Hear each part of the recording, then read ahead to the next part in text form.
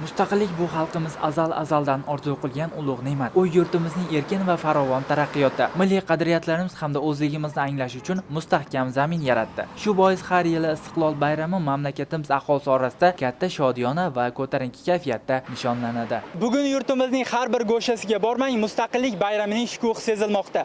Bayram munosabati bilan ko'chalarda bannerlar, rang-barang bezaklar va davlatimiz ramzlari ilingan. Bu esa Mustaqillik bayrami yaqinlashib kelayotgandan darak bermoqda. 35 yil bu shunchaki taqvimdagi sana almashuvi emas, bu taraqqiyot, ulkan bunyodkorlik va tinimsiz mehnat samarasi hisoblanadi. Bu yilgi Mustaqillik bayrami yagona vatan, yagona xalq bo'lib, yangi hayot va kelajak yaratamiz shiori ostida keng nishonlanmoqda. Bayram kayfiyati nafaqat ko'chalarda, yurtimizdagi har bir inson tabassumida yaqqol ko'zga tashlanmoqda.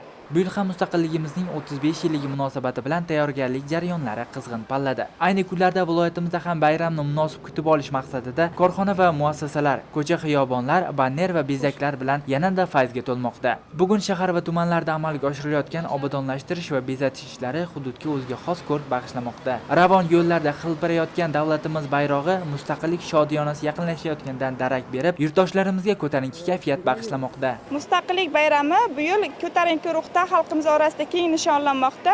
Mustaqilligimiz 35 yillik munosabati bilan har bir fuqarolarimiz, yurtdoshlarimiz o'zlarida o'zgacha kayfiyat, ko'tarinki ruh, alohida jo'sh urmoqda.